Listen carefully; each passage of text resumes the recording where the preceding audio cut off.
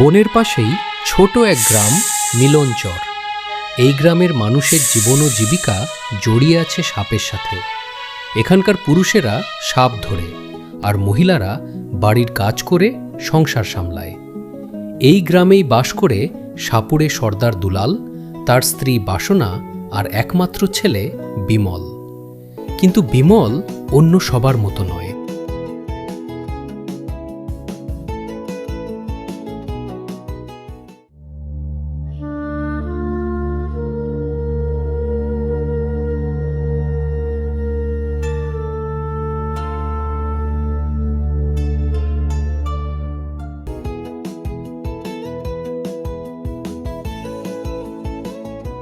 কই গো, তোমার রাজপুত্র কি এখনো ঘুমোচ্ছে? সূর্য মাথার ওপর উঠে গেল। ও তো সারাদিন বসে বসে কি যে করে, ও তো সাপ ধরতে যেতেই চায় না। বসে বসে খাওয়ার দিন শেষ। আজ থেকে ওকে আমার সাথে জঙ্গলে যেতেই হবে। বিমল, বিমল, ওঠ বলছি।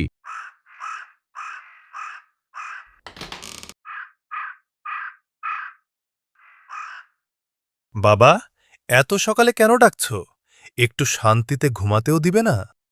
তোর বাপ কি রাজা সাহেব যে তোকে সারা জীবন বসিয়ে খাওয়াবে? আজ থেকে তুই আমার সাথে সাপ ধরতে যাবি, এটাই আমাদের বংশের নিয়ম। না বাবা, আমি পারবো না। নিরীহ প্রাণীদের বন্দি করে রাখা, তাদের বিষদাঁত ভেঙে দেওয়া, এসব আমি সহ্য করতে পারি না। প্রকৃতিতে তাদেরও স্বাধীনভাবে বাঁচার অধিকার আছে। অনেক নীতি কথা শুনে ফেলেছি।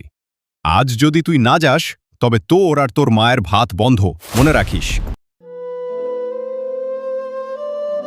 বাবা বিমল, তোর বাবার শরীরটাও ভালো না।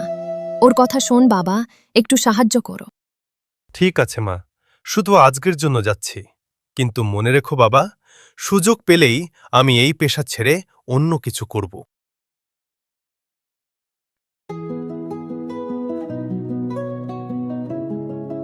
দুলাল সর্দার আর তার ছেলে একসাথে সাপ ধরার জন্য জঙ্গলের দিকে রওনা দিল। সকালের নরম আলো আর কুয়াশায় ভেজা পথে তারা ধীরে ধীরে এগিয়ে চলল। দুলাল সর্দারের হাতে ছিল সাপ ধরার ঝাঁপি আর একটি সাপের বিন বাঁশি, আর তার ছেলে পিছে পিছে মন খারাপ করে এগুতে লাগল।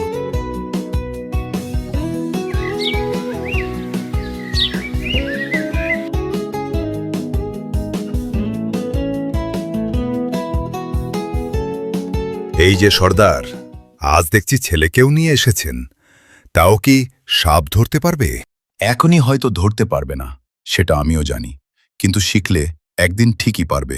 হ্যাঁ, ঠিক বলেছেন। আজ হোক বা কাল, সাপ তো ওকেই ধরতেই হবে। না, আমি কোনো সাপ ধরব না। আমি কোনো নিরীহ প্রাণীকে কষ্ট দিতে চাই না। প্রথমে আমিও এমন কথাই বলেছিলাম, কিন্তু এখন নেশা আর পেশা দুটোই হয়ে গেছে। চলুন সর্দার, আজ একটু বেশি জঙ্গলের ভেতরে যাই, তাহলে বেশি সাপ ধরতে পারবো। তার একসাথে গভীর জঙ্গলের দিকে চলে যায় সাপ ধরার জন্য।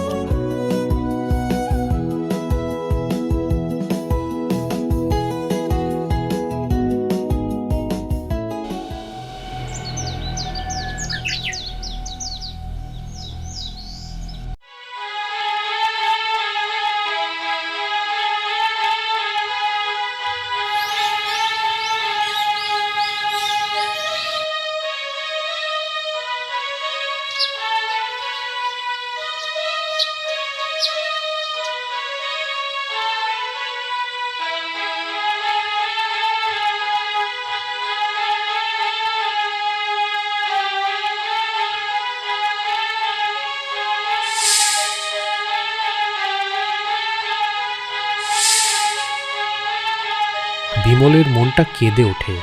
সে দেখে কিভাবে সাপগুলোকে জোর করে বস্তাবন্দি করা হচ্ছে। সাপ ধরার পর সব সাপুড়ে একসাথে বাড়ির দিকে রওনা দেয়। কয়েকদিন পর দুলাল সর্দার হঠাৎ খুব অসুস্থ হয়ে পড়ে। ঘরে খাবার নেই, ওষুধের টাকা নেই।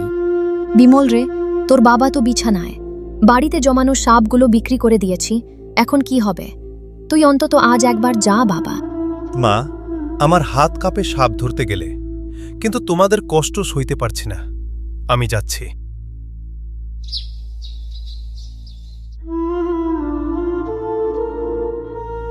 বিমল একা জঙ্গলে যায়। সে একটি গাছের নিচে বসে কাঁদছে।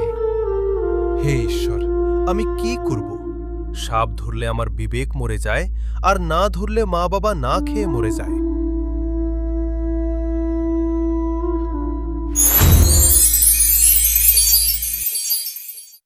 তুমি কাঁদছ কেন হে যুবক? তুমি তো সাপুরে, তোমার হাতে তো জাল আর বাঁশি থাকার কথা। আপনি কে? আর এখানে একা কি করছেন? আমি এই বনের সাপের রানী, নাগিনী মায়া। আমি তোমার সব কথা শুনেছি। তোমার মনে সাপেদের প্রতি যে মায়া আছে তা আমি আগে কখনো দেখিনি। নাগিনী রানী, আমি নিরুপায়। আমার বাবা অসুস্থ, আমাদের ঘরে খাবার নেই, তাই বাধ্য হয়ে এখানে এসেছি। তোমাকে সাপ ধরতে হবে না। এই নাও এক থলি মোহর। এটা দিয়ে তুমি তোমার বাবার চিকিৎসা করাও আর ব্যবসা শুরু করো। নাগিনী দেওয়া মোহরগুলো নিয়ে বিমল বাড়িতে চলে যায়।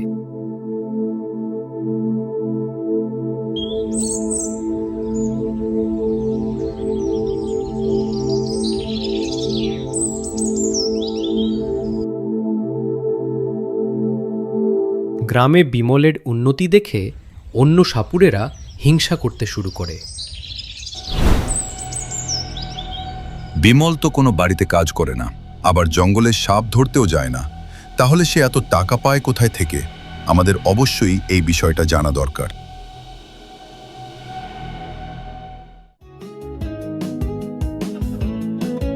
তারপর থেকে বিমল প্রতিদিন জঙ্গলে যায়। সেখানে সে সারাদিন নাগিনের সঙ্গে পাশাপাশি বসে কথা বলে, গল্প করে। এভাবেই কেটে যায় তার দিন। ধীরে ধীরে তাদের মধ্যে গড়ে ওঠে এক গভীর প্রেমের সম্পর্ক। কিন্তু হঠাৎ একদিন একটি সাপুড়ে তাদের দুজনকে একসাথে দেখে ফেলে। এ কি দেখছি আমি? সর্দারের ছেলে বিমল নাগিনীর সাথে? এই কথা তাড়াতাড়ি পুরো গ্রামের মানুষকে জানাতে হবে। যাই, আমি এখনই সর্দারের কাছে গিয়ে সব খুলে বলি।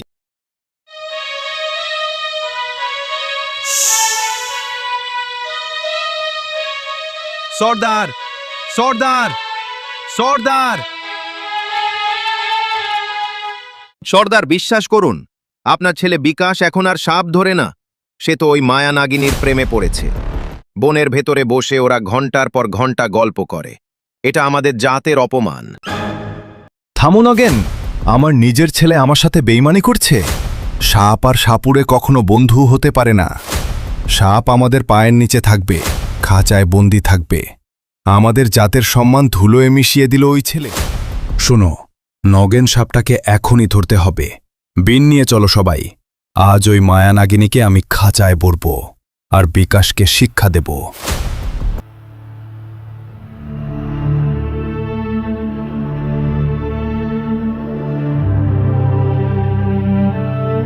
দুলাল সর্দার অন্য সাপুড়েদের নিয়ে জঙ্গলের গভীরে চলে যায় নাগিনীকে ধরার জন্য। সেখানে গিয়ে সে তার বিনবাঁশি বের করে সুর তুলতে শুরু করে।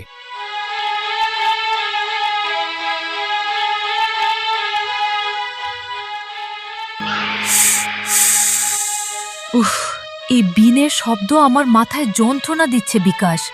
ওরা আমাকে ধরে ফেলবে। তুমি ভয় পেও না নাগিনী, আমি থাকতে কেউ তোমাকে ছুতে পারবে না। দুলাল সর্দার তার সহপাঠীদের নিয়ে বিনবাঁশি বাজাতে বাজাতে বিমল আর নাগিনীকে খুঁজতে থাকে। কিছু দূর যাওয়ার পর তারা বিমল আর নাগিনীকে একসাথে দেখতে পায়। তাদের একসাথে দেখে দুলাল সর্দার অবাক হয়ে যায়। বিকাশ, সরে দাঁড়া বলছি। আজ এই শয়তান সাপটাকে আমি শেষ করে দেব।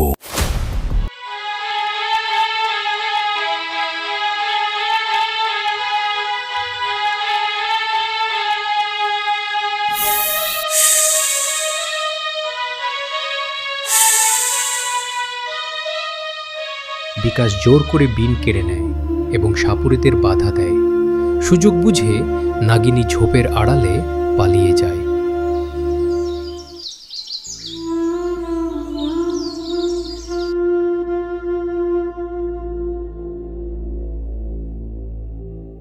কিছুদিন পর গ্রামে এক ভয়ঙ্কর রোগ ছড়িয়ে পড়ে। সেই রোগে সব সাপুড়ের অবস্থা একেবারে কাহিল হয়ে যায়।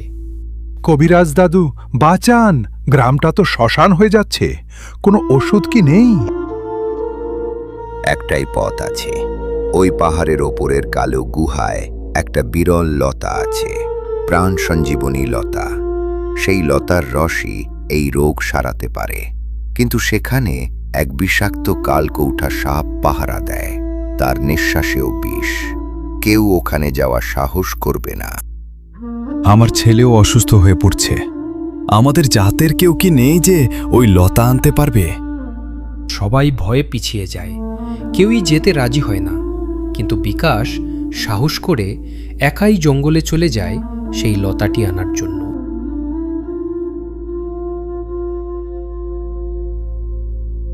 অনেক খোঁজাখুঁজির পর বিমল সেই চন্দ্রচূড়া লতা গাছটি খুঁজে পায়। কিন্তু গাছটির কাছে গিয়ে দেখে সেখানে ভয়ঙ্কর সাপ ভীমরাজ কালকৌঠা পাহারা দিচ্ছে। মানুষের বাচ্চা, মরতে এসেছিস? এই লতা কেউ নিতে পারবে না। সর্পরাজ, একে যেতে দিন। এই মানুষটি আমার প্রাণ বাঁচিয়েছে। সে স্বার্থপর নয়, সে পুরো গ্রামকে বাঁচাতে চায়। ওর সাথে লড়তে হলে আগে আমার সাথে লড়তে হবে। সর্পরাজের আদেশ, কেউ এই লতা নিতে পারবে না। নাগিনী, তুমি সরো, না হলে তোমাকেও আমি রেহাই দেব না। কালকৌঠা ও নাগিনীর মধ্যে তুমুল সংঘাত শুরু হয়। নাগিনী আহত হয়, কিন্তু সে কালকৌঠাকে আটকে রাখে। সেই সুযোগে বিকাশ দ্রুত লতাটি সংগ্রহ করে নেয়।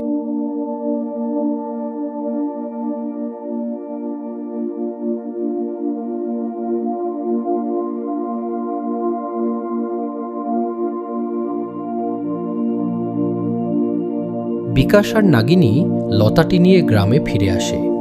সেই লতাটি দিয়ে ওষুধ বানানো হয়, আর ধীরে ধীরে গ্রামের সবার অসুখ ভালো হয়ে যায়।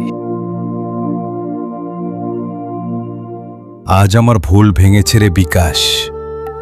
এই নাগিনী না থাকলে হয়তো আজ তুইও ফিরে আসতি না, আর গ্রামটাও বাঁচত না। কিন্তু ও তো একটা সাপ। আমাদের সমাজে ওকে কিভাবে রাখবো? হঠাৎ করে সেখানে একজন বৃদ্ধ সাধু এসে উপস্থিত হন। সর্দার, ভয় পাবেন না। যে প্রাণ উৎসর্গ করতে জানে তার হৃদয়ে পশুর চেয়ে মানুষেরই বাস বেশি। ওর এই ত্যাগের পুরস্কার আজ ভগবানই দেবেন। বৃদ্ধ সাধুজন মন্ত্র পড়ে তাকে চিরদিনের জন্য নাগিনী থেকে মানুষ বানিয়ে দেন।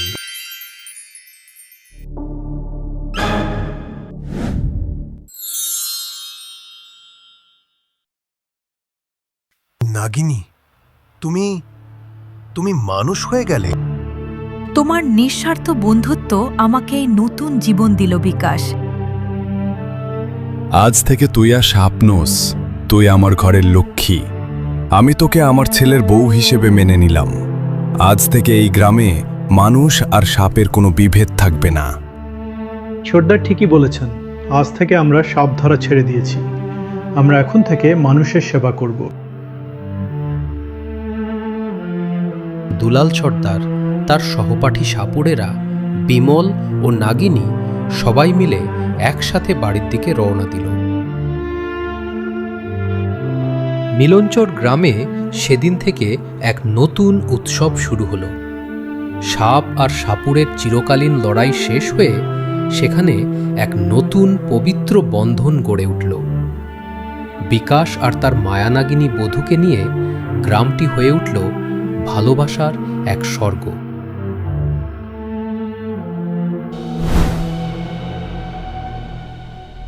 এরকম নতুন নতুন গল্প পেতে এবং আমাদের নতুন গল্প নাগিনীর প্রতিশোধ দেখতে চ্যানেলটি সাবস্ক্রাইব করুন।